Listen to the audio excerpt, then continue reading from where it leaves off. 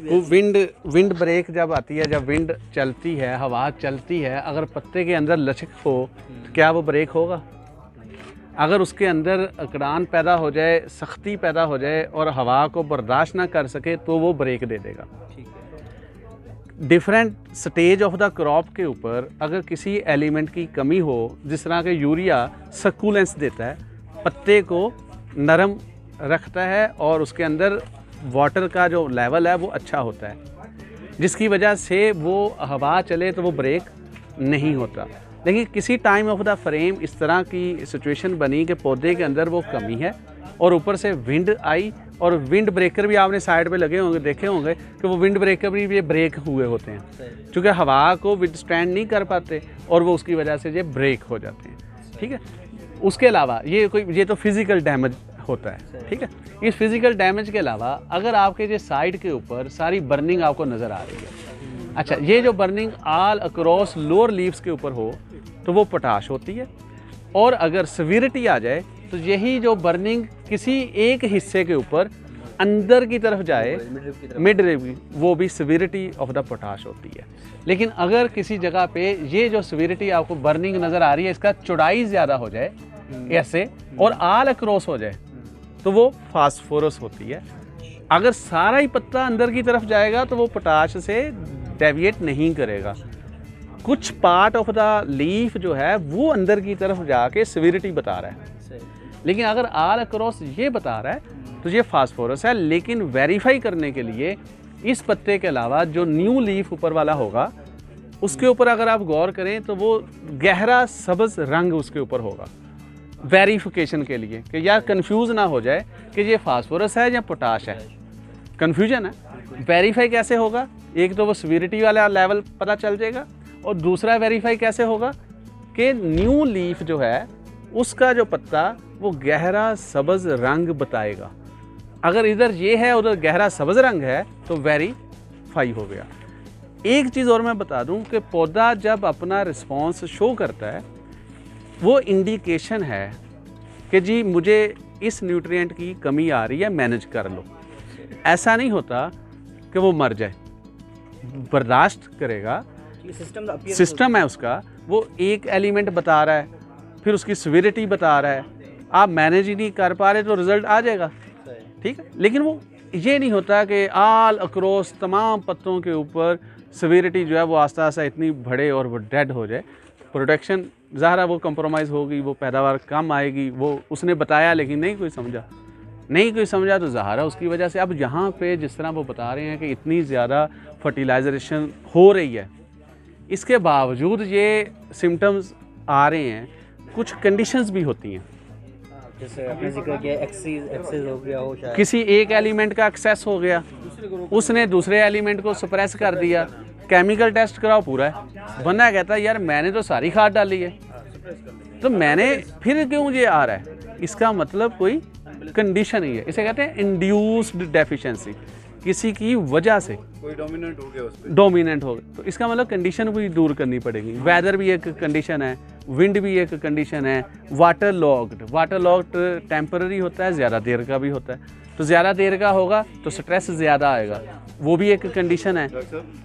वो लीफ देखिए, कौन सा? वो सामने ये देखिए, ये जो पत्ते जो हैं, अब ये ओल्ड लीव्स नहीं है, हाँ, न्यू लीव्स है, ऊपर बिल्कुल टॉप पे। सबसे टॉप पे। ठीक है, अब यहाँ पे इसकी जो टिप है वो पोटाश वाला डेफिशिएंसी भी दिखा रही है। हालांकि आप कह रहे थे कि यहाँ पे माइक्रो न्यूट्रिएंट की डेफिशिएंसी आएगी, पोटाश के सिम्टम्स दिखाई दे रहे हैं। बिल्कुल। वो आपके पास पत्ते के ऊपर वो एक और कर्व नज़र आ रही है, उसी पत्ते के लेफ्ट साइड पे वो जो लेयरिंग सी बनी हुई है पत्ते के ऊपर, वो जो लेयरिंग सी बनी हुई है, इसका मतलब वो इंड्यूस्ड डेफिशिएंसी एक्सप्रेस हो रही है किसी और एलिमेंट की वजह से। एक्चुअली वो नहीं है, लेकिन किसी वजह से इंड्यूस्ड डेफिशिएंसी उसके ऊपर आ रही है। ऑल अक्रॉस माइक्रो न्यूट्रिएंट्स की कमी नजर आनी चाहिए, पोटाश वहाँ पे क्यों दिख? पोटाश की डेफिशिएंसी शुरू स्टार्ट कहाँ से होती है? पुराने पत्तों से। पुराने पत्तों पे क्या होता है, जब पौधा अपनी जान बचाने की कोशिश करता है वो अपने पत्तों के अंदर ज़ख़ीरा शुदा खुराक नए पत्तों को शिफ्ट करता है। ठीक है, जब वो अपनी खुराक नए पत्तों को शिफ्ट करता है अपनी पौधे की बका के लिए, खुद वो डेफिशिएंसी का शिकार हो जाता है। आपने कोई मैनेज ही नहीं किया। जब मैनेज ही नहीं किया, आप इम्प्लीमेंटेशन कोई चीज़ नहीं की, तो वो अगले पत्ते पे भी आ जाएगा। वो अपनी जान बचाने के लिए आगे दे देगा, वो अपनी जान बचाने के लिए आगे दे देगा। तो जब वो इस तरह करता है ना, तो ये क्लियर कट लाइन इसलिए नहीं आती कि आपकी जो मैनेजमेंट है उसने अंडरस्टैंड ही नहीं किया। और इसीलिए पुराने और नए पत्तों का कॉन्सेप्ट ही ये है। नए पत्तों पे कुछ पौधे के अंदर न्यूट्रिएंट मोबाइल होते हैं, कुछ इमोबाइल होते हैं। इमोबाइल बोरोन है। न्यू पत्ता निकला तो न्यू पत्ता निकलते सारे उसके अंदर डेफिशिएंसी आ गई। ये ने पुराने पत्ते ने उसको सपोर्ट नहीं किया, पुराने पत्ते ने उसे सपोर्ट नहीं किया क्योंकि इमोबाइल है। नाइट्रोजन, फास्फोरस, ज़मीनों के अंदर इमोबाइल है फास्फोरस, लेकिन पौधे के अंदर मोबाइल है। इसीलिए जो न्यूट्रिएंट मोबाइल होगा वो पुराने पत्तों से अपने से ऊपर वाले पत्तों में शिफ्ट हो जाएगा और पुराने पत्तों में वो एक्सप्रेशन आ जाएगा। लेकिन हमें नहीं समझा, तो क्या वो वहीं पे खड़ा रहे? उसने और आगे शिफ्ट करना है, तो उसके लिए वो ऊपर वाला नया हो गया, वो खुद पुराना हो गया, उसने और शिफ्ट करना है। तो इस तरह ट्रांसलोकेशन और मूवमेंट से डेफिशिएंसी ऊपर ऊपर ऊपर शिफ्ट होती है। क्योंकि क्लियर कट लाइन इसलिए नहीं ड्रा हो सकती कि जो न्यूट्रिएंट इमोबाइल हैं उनका तो पता है कि वो नए पत्ते पे जिस जगह पे वो निकल रहा है, जहाँ पे वो डेफिशिएंसी है, उसे कहीं से सपोर्ट नहीं आएगी, वो वहीं पे अपनी डेफिशिएंसी एक्सप्रेस कर देगा। जिस तरह पहले बोरोन एकदम से नहीं कहते हैं जी, जिस तरह गाजर आपने देखी वो फटी हुई होती है, वो फटी हुई गाजर इंडिकेशन है बोरोन की डेफिशिएंसी की। लेकिन वो क्या एकदम फट गई? उससे पहले उसने पत्ते में बताया होगा, जब पत्ता निकला होगा उस वक्त बताया होगा कि भाई कमी है, किसी ने मैनेज नहीं किया, तो वो कमी आगे मूव होते होते फल पे आ गई।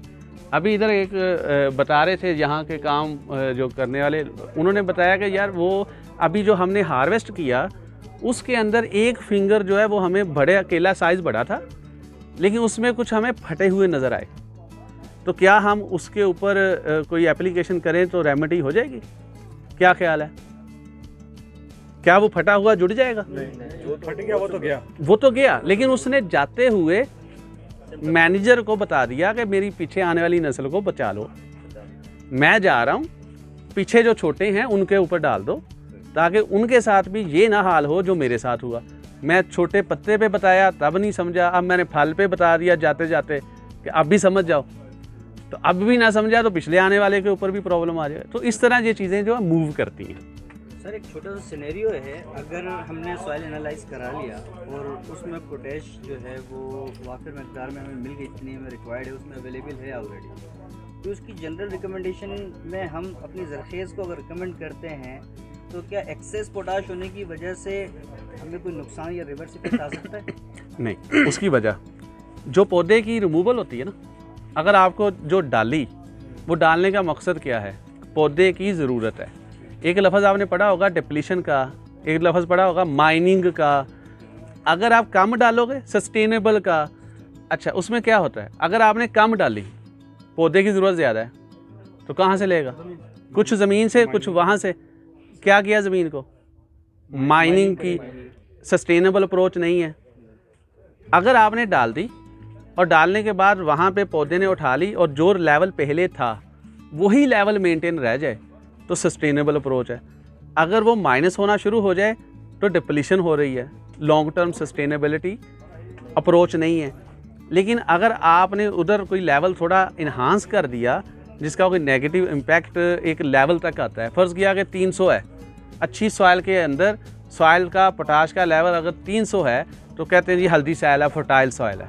अब आपने वहाँ से पैदावार लेनी है तो पैदावार भी अच्छी आएगी। जब अच्छी पैदावार आएगी तो उसकी रिमूवल भी अच्छी होगी। तो जो अच्छी रिमूवल होगी उसके मुताबिक अगर आप खाद डालोगे तो क्या होगा? ज़मीन की सेहत भी मेंटेन रहेगी, पैदावार भी अच्छी आएगी। लेकिन एक लिमिट से भी क्रॉस कर दिया, फ़र्ज़ किया कि आपने यूरिया जो नॉर्मल 4 डालते हैं, 5 डालते हैं, आपने 20 डाल दी, 30 डाल दी, एक्सेस ऑफ एवरीथिंग, वो प्रॉब्लम आएगी। तब जाके ये कंपटीशन आता है न्यूट्रिशन का। सॉइल के अंदर जब पानी डलता है ना, सबसे पहले क्या बनता है? एक सोल्यूशन बनता है। उस सोल्यूशन के अंदर फास्फोरस भी है, पोटाश भी है, कैल्शियम भी है, मैग्नीशियम भी है, हर चीज़ है। अब वहाँ पे उस सोल्यूशन के अंदर जब ये न्यूट्रिएंट का कंपटीशन होता है और डिमांड पड़ती है, उस डिमांड के हिसाब से जब पौधा वहाँ से उठाता है वो एक दूसरे को सप्रेस करते हैं, लेकिन उसके एक लेवल्स हैं जिसे कहते हैं आयनिक कंपटीशन। नहीं, आयनिक कंपटीशन 300 है, 350 होगा, आयनिक कंपटीशन नहीं होगा। पहले तो वो डिमांड वाली जो प्रेफरेंस है पौधे की, पौधे के अंदर भी सिग्नलिंग है, उस सिग्नलिंग के थ्रू वो न्यूट्रिएंट उठा रहा होता है। जिस वक्त ज़रूरत होती है उस वक्त वो उठा रहा होता है, सॉइल सप्लाई कर रही होती है। लेकिन अगर आप उसे बोरी में रख देंगे पौधा नहीं उठाएगा ना। डॉक्टर साहब, हम फ्लड करते हैं, ज़्यादा पानी दे दिया हमने, तो जो ज़मीन के अंदर माइक्रो ये जो अपना बायो एक्टिव्स हैं, माइक्रोबायल एक्टिविटी जो हो रही है वो कुछ दिनों के लिए मुअत्तल हो जाती है। तो इसमें बैक्टीरिया जो है वो उसकी डेड हो जाती है, उसका क्या होता है? नहीं, ज़मीन के अंदर अल्लाह पाक ने एरोबिक, एनएरोबिक सारी तरह के अंदर मॉडिफिकेशंस वाले जरासीम ज़मीन के अंदर रखे हुए हैं। आर्जी तौर पे जिस दिन आपने फ्लड किया, उस फ्लड की वजह से अगर ज़मीन का ड्रेनेज अच्छा नहीं तो पानी खड़ा होगा जड़ों के अंदर। जब वो पानी खड़ा होगा इसे कहते हैं perched water table, temporary water table, आर्जी तौर पे पानी का वहाँ पे खड़ा होना। जितनी देर वो खड़ा रहेगा जड़ें सांस नहीं लेंगी, उसे कहते हैं रूट रेस्पिरेशन, अपना सांस रोक लेंगी। जब वो सांस रोकेंगी तो क्या होगा, ना पौधा पानी पिएगा, ना पौधा पानी के साथ ग़िज़ाइयत उठाएगा, कुछ भी नहीं। लेकिन अगर वो आपको पता है ज़्यादा देर, जिस कॉटन में भी ज़्यादा देर पानी खड़ा हो जाए तो फिर नेगेटिव इम्पैक्ट आना शुरू हो जाता है। इसलिए सबसे पहले ज़मीन की सेहत के लिए कि पानी ज़मीन के अंदर खड़ा करना मकसद नहीं, यार मेरे ख्याल में उसमें ड्रेनेज का सिस्टम अच्छा होना चाहिए। मेरे ख्याल में हम लोग कहीं डाइवर्ट हो रहे हैं। ये जो जर्नल डिस्कशन है ना, ये हम लंच में भी कर सकते हैं, ये हम कचहरी में भी कर सकते हैं, ये सारी जर्नल। एक यहाँ पे जो हम हैं राइट नाउ वो इस वजह से हैं कि हम डेफिशिएंसी सिम्टम्स देखें जो हमें फील्ड में काम आएंगे। अगर डेफिशिएंट सिम्टम्स मुकम्मल हो चुके हैं, अब किसी को कोई लर्निंग की ज़रूरत नहीं है तो हम नेक्स्ट स्टेप पे जाएं, या अगर अभी मुकम्मल नहीं हुए तो हम उनको मुका दें। बाकी जनरल डिस्कशन हम जाके चल के लंच में कर लेंगे। जी आपका क्या सवाल है? फास्फेट की दिखा देते, दिखाएंगे आप कौन? पोटाश की नजर आ रही थी, फास्फेट की समझ। हाँ, वो मैंने बताया वो बड़ा क्रिटिकल है। पोटाश की तो आपको अचानक नज़र आती है ये वाली, ठीक है। लेकिन कहीं कोई पत्ता इतना चौड़ा आपको ऐसा बर्निंग वाला ऐसे ऐसे ऐसे ऐसे ऐसे करता हुआ नज़र आया? अगर जिग जैग या सीधा, लेकिन उसकी चौड़ाई थोड़ी ज़्यादा। अगर कहीं कोई ज़्यादा देर तक नज़र आए आल अक्रॉस, ये तो वैसे ही गिर गया ना, जो फिज़िकल डैमेज आएगा उसके ऊपर तो हर तरह की न्यूट्रिशन की डेफिशिएंसी आ जाएगी, क्योंकि उसके अंदर कुछ भी नहीं आ रहा, तो वो आस्ता आस्ता डेड हो जाएगा, मर हो जाएगा। उसकी डेफिशिएंसी को आप इसको आइडेंटिफाई करके करोगे तो वो रॉन्ग है। वो पत्ता जो साथ जुड़ा हुआ है, जिसकी ग़िज़ाइयत आ रही है, उसको आप नीचे वाले पत्ते को देखो, उसके ऊपर अगर ये चीज़ आ रही है तो जला हुआ पता, हाँ जला हुआ, चौड़ाई में ज़्यादा, ठीक है, वो अगर हो जाए तो वो उसकी डेफिशिएंसी है। स्टार्टिंग पॉइंट क्या होना चाहिए? वो तो वो आखिर में जब ज़्यादा बढ़ जाएगा आस्ता यही होगा। स्टार्टिंग पॉइंट हम कैसे देंगे? स्टार्टिंग जस्ट ऐसे होगा, ऐसे होगा। इसमें कंफ्यूजिंग नहीं है ना।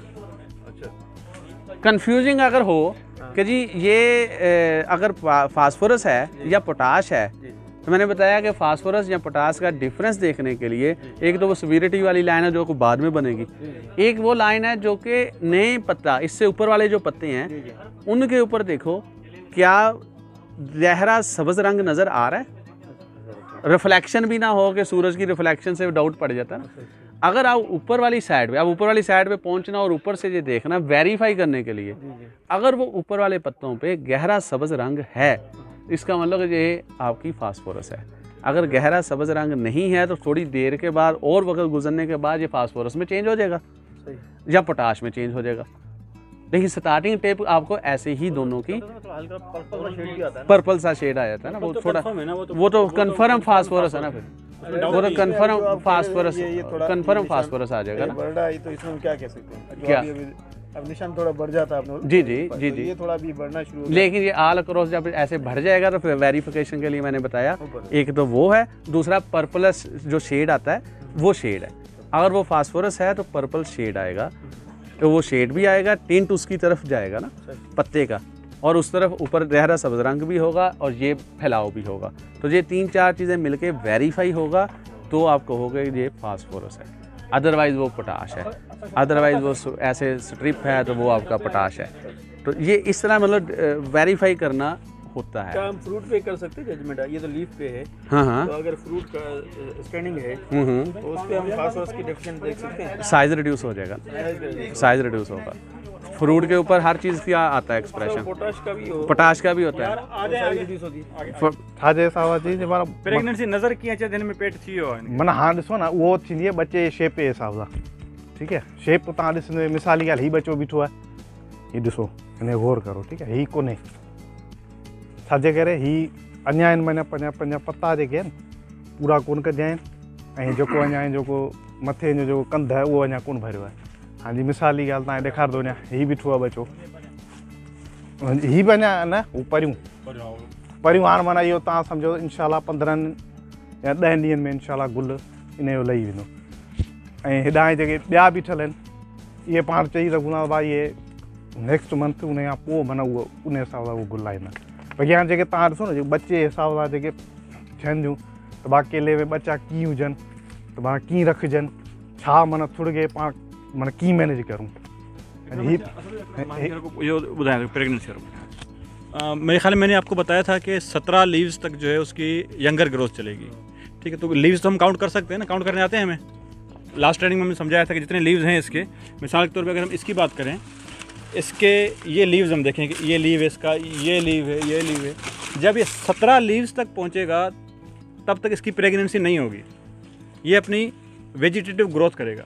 जब वो 18वें पत्ते पे पहुँचेगा तो यहाँ पे इस जगह ये जो इसका ये जगह है ना, ये मोटी होना शुरू हो जाएगी। 18वें पत्ते के बाद ये जगह मोटी होना शुरू हो, नज़र आएगा जैसे प्रेगनेंसी होती है, नज़र आता है ना कि प्रेग्नेंट हो गया है। यहाँ पे भी आपको फील आएगा 17th लीव्स के बाद, नहीं ये होता है कि ये जो है वो प्रेग्नेंट हो गया है, ठीक जी सर। बस ठीक है, हाँ ये दिख रहा है हमें। तो ये आपने बताया 70 लीव के बाद होता है, ये मैंने पढ़ा हुआ नहीं है, मैं फील्ड के हवाले से आपको बताऊंगा, ठीक है। इसमें जो बच्चा होता है ना, जैसे ये, ठीक है, इसने देने होते हैं 3 बच्चे, 3 से 4, ठीक है। हमें रखना होता है 1।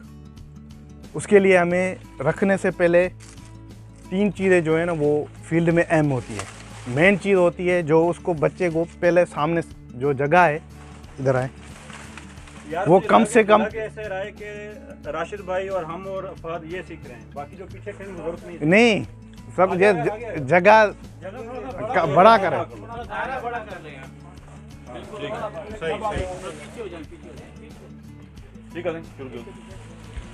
उसके लिए जो बच्चा हो उसको कम से कम 5 फीट तक उसको सामने जो है ना वो चीज़ सामने न यूनिट हो, न कोई उसका जो सामने माना जो रुख आ रहा है दूसरे का वो ना हो, कम से कम 5 फुट तक हो।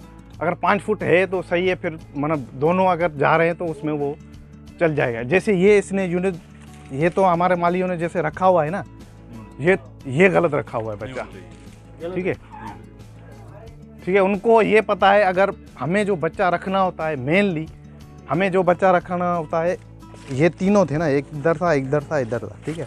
हमें जो मेनली रखना होता था ये रखते, ठीक है। ये माली की हो सकता है उसकी उस टाइम क्या पेपर हो, उसने देखा हो इसको क्या करना है। वैसे जो हमें रखने चाहिए ज़्यादा से ज़्यादा इससे दूर हो। जो माँ है, ये देखें, मैं आपको जो रखे हुए हैं ना उधर मैं आपको बताऊंगा उसके रखने का नुकसान क्या होता है। ही क्या नहीं यार, ये उसकी हो सकता है गलती हो गई, ये अभी रखा हुआ है तो नुकसान क्या होगा? नहीं ये दब जाएगा, हाँ ये इसका नुकसान, ये निकल भी जाएगा। इसका उतार इस तरफ होगा। हाँ इसका उतार उतार हर बच्चे का उसी तरफ होता है जिस तरफ उसका रुख होता है। मतलब को 91% को हो जाए तो रुख इधर हो, ऐसा हो तो उसके बाद इधर उतर जाए, लेकिन होता नहीं है। वो सामने जिसका उसका जैसे रुख होता है वहीं पे वो उतरता है। इसका एक बेनिफिट होता है, ठीक है, हम उसमें फूड नहीं ले सकते, इससे बेनिफिट इसकी सपोर्ट मिल जाता है। नहीं सपोर्ट हमें नहीं चाहिए। सपोर्ट के लिए रखेंगे ना तो सारे हमारे बच्चों के शेप जो है ना वो खराब हो जाएंगे। हमें चाहिए बच्चों के सारों के अच्छे शेप चाहिए। वो कैसे होंगे, हम उनको सारों को रास्ता देंगे तो तभी अच्छे होंगे। आप देखें पूरे जो भी बच्चा आपको मिलेगा कहीं पे भी, जो भाई ने बताया ना वो उसकी वजह से हो रहा है बीवीटी की वजह से उसके पत्ते हो रहे, चौड़े बंद हो रहे, वो फोल्ड हो रहे। वो फोल्ड क्यों हो रहे? वो एक तो उसकी बीवीटी की वजह से हो रहे हैं, ठीक है। दूसरे हम अब जहाँ भी जाएंगे बनाना ग्रोवर के बाद, वहाँ पे ऐसे फील्ड बंद होते हैं, वो होते हैं उसकी क्या बोलते हैं ना घाटे करे, ज़्यादा शक्कर होने की वजह से वो सारे चौक हो जाते हैं, उनको रास्ता मिलता ही नहीं है कहाँ से वो निकलेगा। तो फिर खुराक भी जो है ना उनको उस हिसाब से कम नहीं, खुराक भी कम देते हैं, लेकिन वो सामने रास्ता ही नहीं देते। बेसिकली वो मैनेजमेंट, वो आप जहाँ भी जाएंगे देखेंगे खुराक आती है बाद में, ठीक है। पहले मेरा जो तारिक भाई का कॉन्सेप्ट था, पहले शक्कर नहीं होने चाहिए। पहले होने चाहिए आपकी ज़मीन अच्छी हो, जहाँ पे हम केला लगा रहे हैं वो ज़मीन अच्छी हो, फर्टिलाइज़र हो, उस पर खुद ब खुद जो केला जैसे लगता है ना, वो जैसे आप जहाँ पे गोत होगी कोई, वो नज़र आए, उसको बड़ा होना है, वो कुछ दिख रहा है। दूसरे नंबर पे होता है आपके पास पानी अवेलेबल हो। ऐसे नहीं आप ट्यूबवेल का पानी दे रहे हो, पानी है ही नहीं, 15 दिन के बाद दे रहे हो। वो चीज़ें जो भी है वो भी केले को मुतासिर करती है। तीसरी चीज़ मैं बताता हूँ, तीसरी होती है जो केले की सेटिंग, मेन, वो भी मेन है। ऐसे नहीं वो बना, वो उसकी वजह से आपने ऐसे सारे बच्चे छोड़ दिए, ज़्यादा खाद भी दे दी, ज़मीन भी अच्छी है, फिर भी नहीं चलेगा उसके लिए आप। और चौथी चीज़ मेन है, आपके पास खाद मौजूद हो, हर वक्त जिस टाइम आप देना चाहें ना मौजूद हो। हमारे पास ज़्यादातर गिरोवर होते खाद देने का टाइम है, खाद है ही नहीं, बाद में देंगे, काट करके देंगे, उसका टाइम गुजर जाता है, उसके बाद देते। मेन चीज़, पांचवी मेन चीज़ है, उसको जो खाद देते हैं हम, उसकी टाइमिंग है। ऐसे नहीं हम जो दे रहे हैं खाद, ज़्यादातर हमें पता चलता है ज़मींदार हो रहे खाद दिए 2-2 बोरियां पोटाश की दे रहे हैं, 2-2 उसकी अमोनिया, 4-4 बोरियां नाइट्रोजन की दे रहे हैं, साथ में दे रहे। अगर आपने फर्टिलाइजर की बात छेड़ी है, जहाँ साबित भाई ने जैसे कहा कि 17 लीव तक तो उसकी वेजिटेटिव ग्रोथ चलती है। हाँ ठीक है। तो ये जहाँ तक उसकी वेजिटेटिव ग्रोथ जारी है 17 लीव तक, यहाँ पे उसको पोटाश देने का फायदा है या नहीं? नहीं, हम तो देखें, हम तो मैनेजमेंट ये जो आप कह रहे हैं ना, जैसे हर बच्चे को जान गए इसको देनी है नहीं देनी है, इस पे चलेंगे तो हम चल ही नहीं सकते। हमारा ना ड्रिप इरिगेशन पे, ठीक है, हमारा तो है पूरा उस पर ज़मीन पे फ्लड इरिगेशन पे, ठीक है। उसके अलावा हम ये कर ही नहीं सकते कि किसको दें किसको नहीं दें, वो तो हम बैठे हुए हैं ही नहीं। हम तो सारों को साथ लेके चलते हैं, ठीक है। उसमें आपकी किस्मत में, जैसे तारिक भाई ने बताया ना, 2 आएंगे बच्चे, 2 नहीं आएंगे, साल में 2 मरतबा। ये कभी आपका केला हर साल 2 मरतबा, भले आप यूनिट चेक कर ले, हर साल भले मैं अकेला भी रख लूँ, जितनी भी मेहनत कर लूँ, हो सकता है कोई यूनिट आ जाए, लेकिन साल में 2 मरतबा नहीं आएगा। आएगा 3 साल में, और 2 साल में 3 मरतबा आएगा। 1 साल 2 मरतबा आएगा, दूसरे साल फिर 1 दफ़ा आएगा, वही यूनिट दूसरे साल फिर 2 दफ़ा आएगा। बच्चे की सिलेक्शन कब तक करनी चाहिए? मतलब 2 रिप्लेस करने, 1 रखना है? वो आप 1.5 फुट से 3 फुट तक जो है ना, वो आप कर सकते हैं। मैंने एज का इशू नहीं है। एज अगर आप जैसे जितना बढ़ाएंगे उतना आपका वो नुकसान होगा। अच्छा, मैं अगर नया फार्म लगाना चाहता हूँ, हाँ, मुझे कौन सा पार्ट यहाँ से चाहिए वहाँ अगर लगाने के लिए? वो आपको पौधे कौन सा पार्ट चाहिए, मैं वहाँ ग्रो, वो आपको दिखाता हूँ। अगर कोई होगा इधर, मैं आपको दिखाऊंगा वो कौन सा होगा, जहाँ पे हमने बच्चा कलम किया होगा ना, जो सामने आ रहा होगा। इधर आ जाए,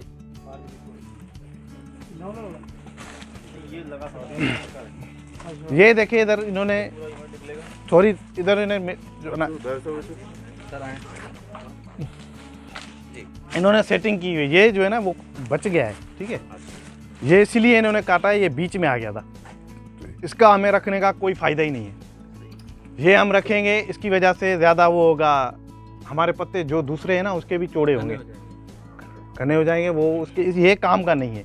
इसकी वजह से इन्होंने इसको इधर से फारिग कर दिया, ठीक है। अगर जहाँ पे अब जगह होगी, घेप होगा, वहाँ पे इसको रिप्लेस करके लगा। 6 फुट या 5 या कहीं पे आपने नई सोइंग करनी है, तो distance ये आप maintain निकाल नई के सोइंग करनी है, अगर इसी केले में देखे ना, इसी लेना पड़ेगा, रूट से लेना पड़ेगा, पूरा चक्की निकालनी पड़ेगी। अगर आप जैसे यहाँ पे लेके जा रहे हैं, ठीक है, यहाँ से जहाँ से निकलता है वहाँ पे गैप भी होते हैं। ऐसे नहीं यहाँ से आप निकालें या बाहर फेंक देंगे, ऐसे नहीं होगा। अब आप इसको जहाँ से निकाला है, आप इसको गैप में, जो जहाँ पे गैप मिलेगा वहाँ पे भी लगाना है। अच्छा साबित भाई, अगर हम टिश्यू कल्चर वाले पे आते हैं तो फिर उसके लिए क्या प्रोसीजर होगा?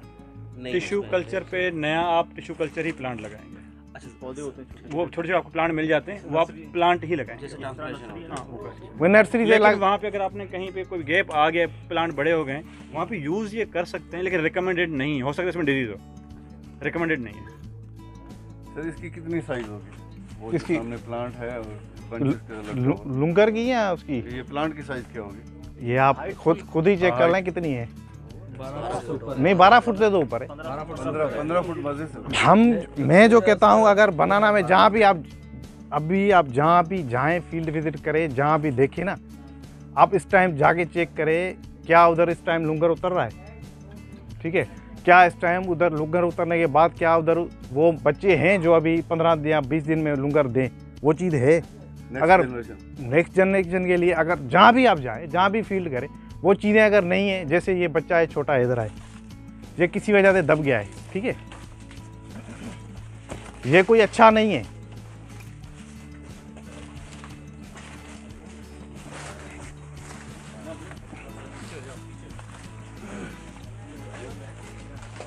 ये जो बच्चा है ये अच्छा नहीं है। इसकी माँ ने लुंगर दे दिया है, फिर भी इसकी अब देखिए ना क्या इसमें क्या क्या चीज़ है जो इसकी, ये मैं कह रहा हूँ नहीं है, इसका कद भी नहीं है, पूरा इसकी ग्रोथ ही नहीं मिली। चौक थी। हाँ चौक हो गया ना, किससे चौक हुआ? इसका जैसे देखिए ना, जिसका रुख था इसकी तरफ, ये पहले ही निकलना चाहिए था। अगर किसी वजह से इन्होंने मालियों ने हो सकता है रख भी लिया हो, खैर है, कोई मसला नहीं है, ये मना भी गैप भर रहा है, इधर गैप ज़्यादा हो गया, लेकिन इसकी साइज होनी चाहिए थी इसकी तरह, ऐसी नहीं है। दोनों की एज सेम ही है, तकरीबन सेम है ना। आप इससे मुझे आप इतने आपको जब अंदाज़ा लगाना हो ना केले से, मैं लगाता हूँ अंदाज़ा, पढ़ी हुई चीज़ मेरे कुछ भी नहीं पढ़ा हुआ है इसके बारे में। आप कहेंगे मैंने कहीं से डिग्री ली है, क्या किया है, मैंने कुछ भी नहीं किया।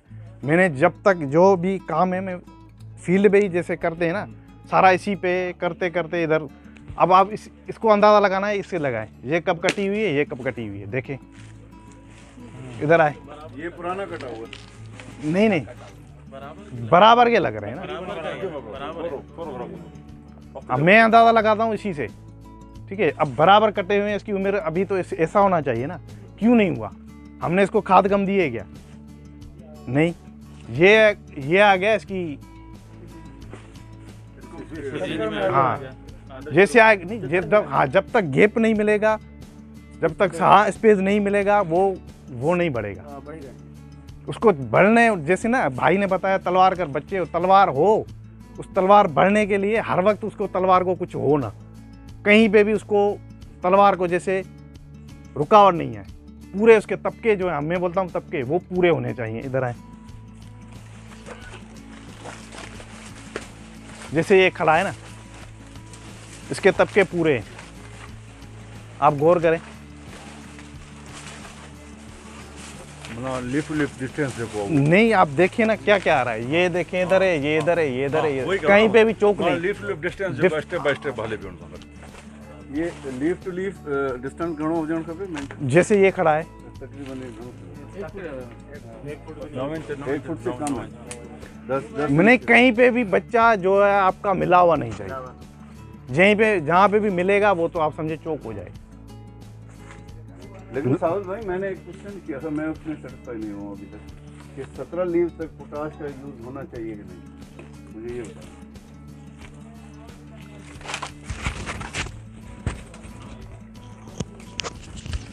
देखें, इसके दो जवाब हैं।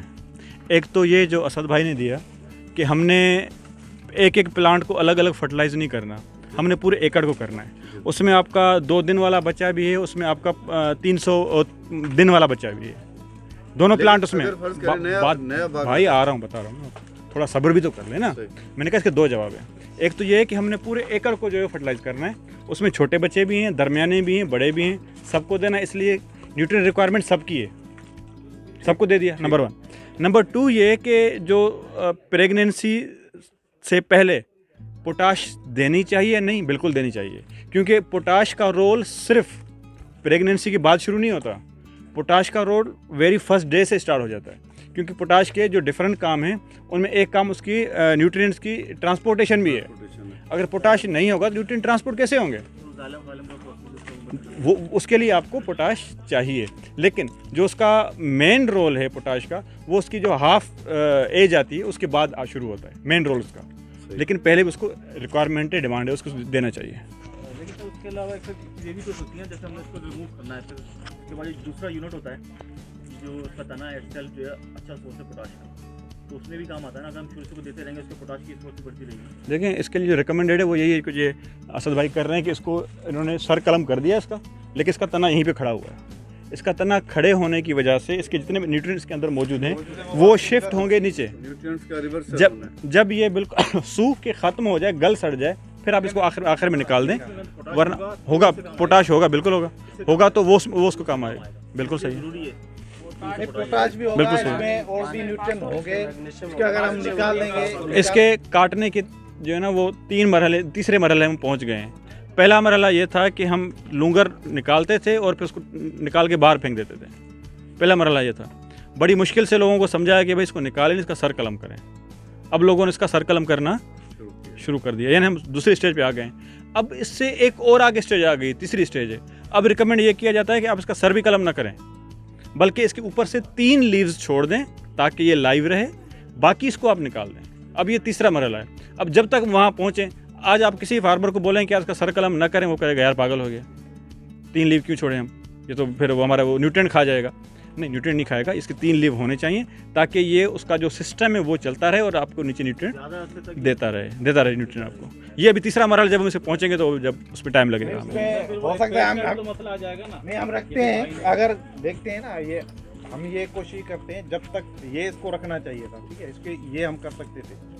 जैसे ये माँ निकली हुई है ना, इसके तो हम 3 मरहले से रखते हैं। बाकी क्यों इशू ऐसे आता है, अगर हम उसको रखते हैं उसकी वजह से बच्चा जो है वो दबता होता है। ठीक है, एक मसला बचाने के लिए हमें उसको बिल्कुल सही है। एक तो ये बच्चा दबेगा, दूसरा इसका एक फ़ायदा ये भी है कि जब उसके 3 लीव्स ऊपर होंगे और जब पारा पड़ेगा सर्दियों में, वो पारा गिरेगा तो उन 3 लीव्स की वजह से आपके जो नीचे बच्चे वो बच भी जाएंगे। यानी आपके नीचे वाले बच्चों के ज़िंदा रहने का एक रीज़न ये भी बनेगा कि वो कुर्बान हो जाएंगे। जो आपने 3 लीव छोड़े हुए हमारे किसी काम के तो नहीं है, वो सिर्फ इसलिए है कि ताकि वो न्यूट्रिएंट्स यूज़ कर सकें। बाकी वो जो है हमारे नीचे वाले बच्चे जो वो बच जाएंगे, बाकी हमारे जो प्लांट वो बच जाएंगे उससे। ये उसका एक फ़ायदा होता है। और यही फ़ायदा सेम जो हाई टेम्परेचर में भी होता है। जब टेम्परेचर हाई होता है और उसका वो इम्पैक्ट पड़ रहा होता है, तो हम कुर्बानी के लिए उस प्लांट को रखते हैं कि ताकि ये कुर्बान हो जाए, बाकी छोटे हमारे प्लांट जो वो बच जाएँ। Thank you.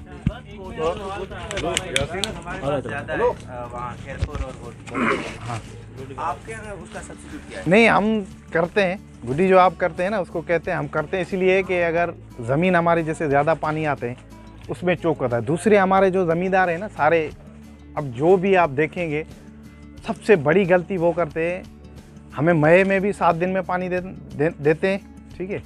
दूसरी चीज़ वो बड़ी गलती ये भी करते हैं, वो सितंबर अक्टूबर में वो 7वें दिन पानी देते हैं। वो भले ज़मीन उठाए नहीं उठाए, उसको वो ज़मीन के हिसाब से नहीं चलते, ठीक है। हम जो कोशिश ये करते हैं, अगर मई में हम 7वें दिन या 8वें दिन या 10वें दिन पानी दे रहे हैं, सितंबर अक्टूबर नवंबर दिसंबर ये जो माह आते हैं, जैसे सितंबर में हम 15 दिन में आ गए, अक्टूबर में हम 17 दिन में आ गए, नवंबर में हम आ जाते हैं 20 दिन में आ जाते हैं, 20 से आप दिसंबर में 25 से 28 दिन। जब तक ज़मीन आपकी पूरी खुश्क ना हो, ठीक है, फोड़ जैसे हम कहते हैं ना, ये फट रही है, जैसे ये फटे नहीं तब तक इसको पानी जो है ना वो ना दे तो सही है। हमारे ज़मींदार क्या करते हैं, अगर 8वें दिन पानी है ना, भले ज़मीन आली हो, पहले ही ज़मीन भरी पड़ी है, उसको पानी दे देते हैं। बोलते केले को पानी चाहिए, केला है ही पानी का फसल, है पानी का फसल, लेकिन उसके लिए आपकी ज़मीन अच्छी होगी तो केला अच्छा होगा ना, ज़रूरत के मुताबिक ना। हम गुड्डी इसीलिए करते हैं, अगर ज़मीन जो खुद है ना वो आपकी कुछ ना कुछ ज़रखेज़ हो, ज़मीन को बचाएं, कैसे बचाएं, ऑक्सीजन जो है वो मेंटेन है ना, ज़मीन को हम कैसे बचाएं। जैसे हम खाद देते हैं, ज़्यादातर लोग जो है वो मैंने जो pH लेवल बढ़े हुए भार वो उसका इस्तेमाल करते हैं। क्यों देते हैं, यूरिया देते हैं, DAP देते हैं, भले दें नाइट्रोजन और फास्फोरस की ज़रूरत है, लेकिन ज़्यादातर वो उसकी देते हैं। हमें जो ज़रूरत है पहले ज़मीन को बचाना है, ठीक है, उसके बाद आपका केला खुद ब खुद इंशाल्लाह हो जाएगा। ये केला लगा हुआ है 2013 का, ठीक है, आपको लग रहा है ये कहाँ का लगा है, कब का लगा हुआ है।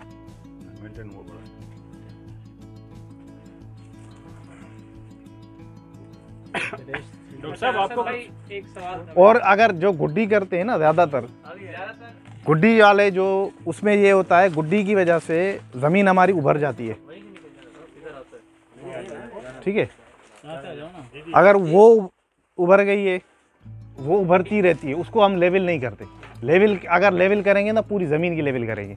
पूरी ज़मीन की जब लेवल करेंगे तो जहाँ से हम मिट्टी लेते हैं कहीं दूसरी जगह पे छोड़ देंगे। हमें लेवल ऐसे करनी चाहिए जो हमारी जगह उभरी हुई है, ठीक है, उस टुकड़े को लेवल करना है, बाकी को जहाँ पे पहले लेवल सही है उसको छोड़ देना है। खाली हमारे जो अब हम तो देते हैं तो उस पर नहर से डायरेक्ट पानी देते हैं, हमें पन्ने जो उसकी अड्डे हैं वो सीधी करनी चाहिए। आप गुड़ी करते हैं? करते हैं। कितनी? साल में 2 या 1 महीने कौन से? महीने करते हैं, एक मार्च में करेंगे, एक अक्टूबर में करते हैं। अच्छा, दरेशी ज़्यादा फायदेमंद है या गुड़ी ज़्यादा फायदेमंद? नहीं, दरेशी करके क्या करेंगे आप? ज़मीन को लेवल करेंगे ना। अगर दरेशी करनी है आपको दोबारा ज़मीन को खोलना पड़ेगा। अगर दरेशी करेंगे तो ज़मीन को पूरा आप यूं लेवल कर देंगे, ठीक है।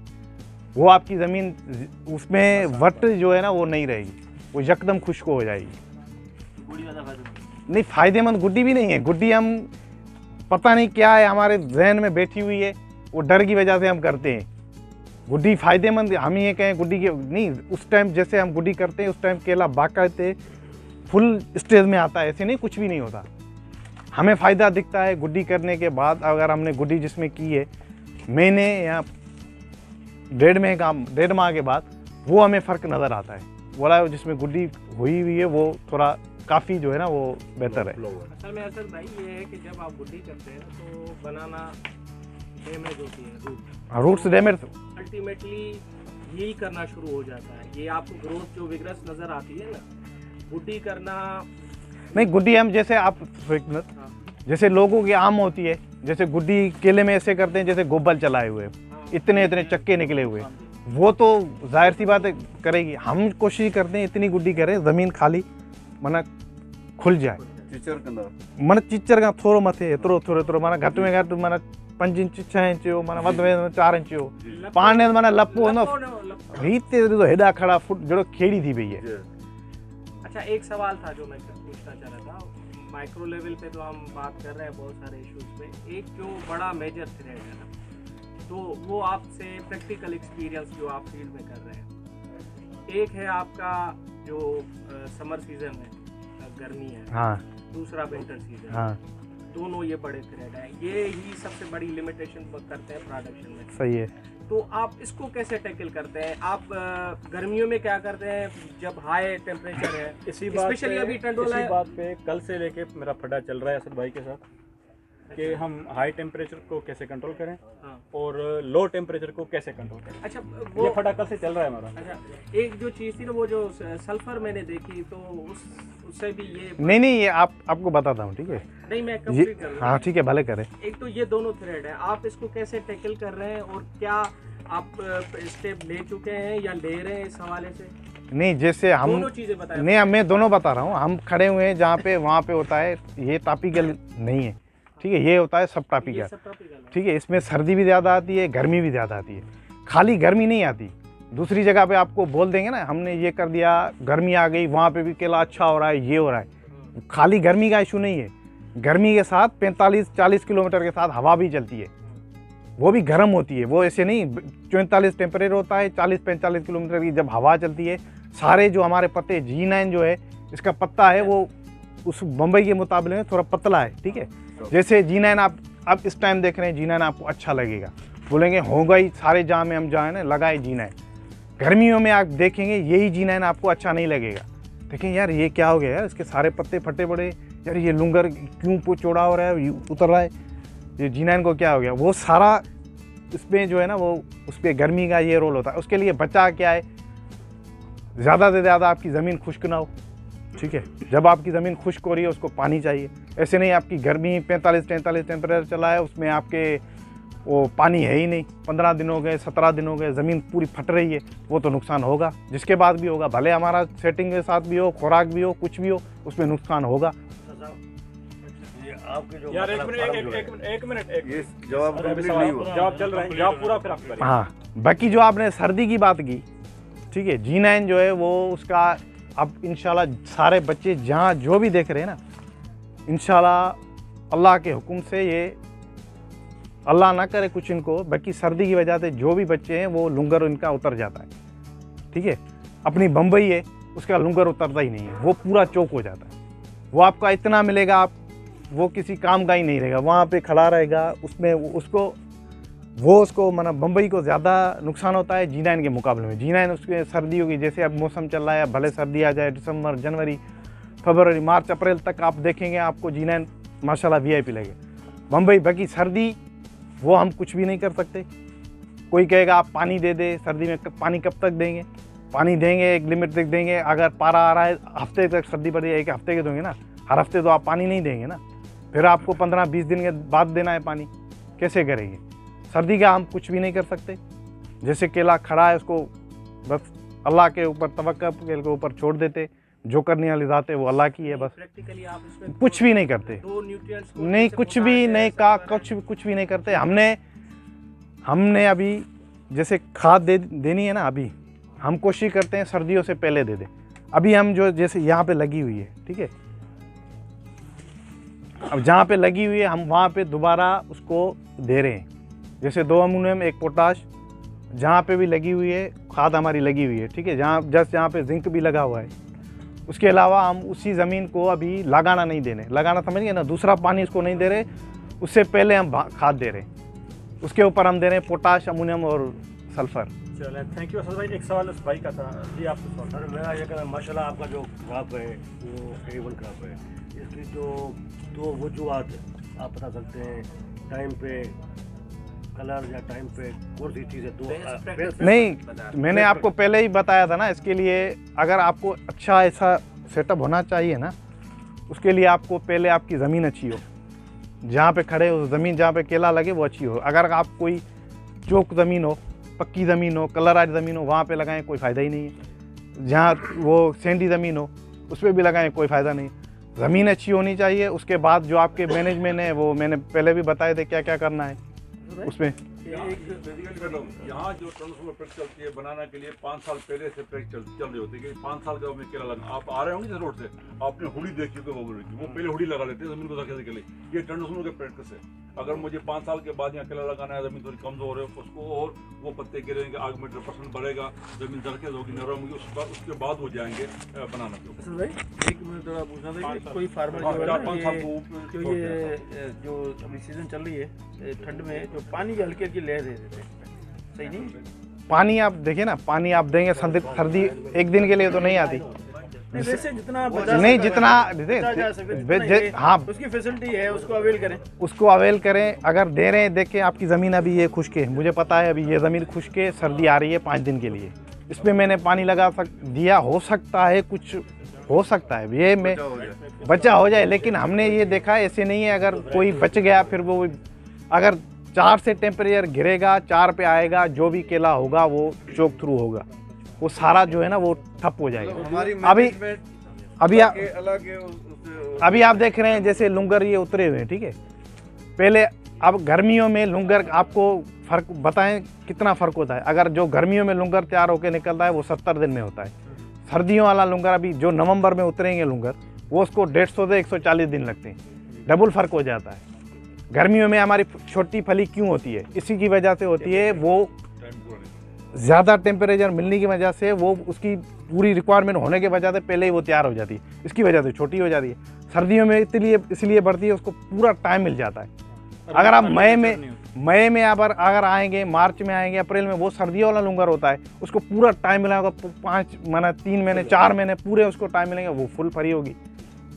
थैंक यू असद भाई। एक मिनट दीजिएगा यार। अभी हम जो हमने डॉक्टर शाहिद ने हमें कुछ सिम्टम्स बताए थे अपनी ब्रीफिंग में, और दिखाए भी थे वहाँ पे कि पोटाश के डेफिशिएंसी सिम्टम्स क्या हैं और फास्फोरस के डेफिशिएंसी सिम्टम्स क्या हैं। यहाँ पे इस पार्क में जहाँ पे हम खड़े हुए हैं, यहाँ पे सराउंडिंग्स में ये 2 सिम्टम्स हैं मौजूद जो कि नज़र आ रहे हैं। बाकी दूसरे जो न्यूट्रिएंट्स हैं उनके डेफिशिएंसी सिम्टम्स शायद आप लोगों को नज़र ना आए। कौन कौन से नज़र आएंगे? एक पोटाश और एक फास्फोरस। तो आप सबसे रिक्वेस्ट ये है कि आप फैल जाएं अतराफ़ में, ज़्यादा दूर नहीं जाइए कि आपको फिर ढूंढना पड़े। दूर नहीं, अगर दूसरी फील्ड पे आगे चले ना, बच्चे के हिसाब से सेटिंग ही। हाँ चलते हैं वहाँ, चलते हैं वहाँ चलते हैं। यहाँ पे आप लोग थोड़ा सा फैल जाएं अतराफ़ में और देखें कि फास्फोरस डेफिशिएंसी सिम्टम्स कौन सा है और पोटाश डेफिशिएंसी सिम्टम्स कौन सा है, और फिर वो डॉक्टर साहब को दिखाएं कि सर ये है। ठीक है, तो अभी ये कोई हम 10-15 मिनट की एक्टिविटी ये करते हैं, फिर हम चलते हैं आगे। लंच पे भी डिस्कशन करेंगे। असद भाई भी वहीं पे हैं हमारे साथ, डॉक्टर साहब भी हैं, तारिक लगारी साहब भी हैं और बाकी दोस्त भी हैं। अगर किसी को कोई सवाल हो तो ड्यूरिंग लंच भी कर सकते हैं। लंच के बाद सब दोस्तों को एक हम जो है वो आखिर में एक डिस्कशन कर लेंगे, जस्ट एक हेलो हाय करने, खुदाफिज करने के लिए। तो उसके बाद हम आपको इजाज़त देंगे, आप जा सकते हैं। ठीक है, ग्रुप फ़ोटो भी इंशाल्लाह वहीं पे। चलें वापस, ओके।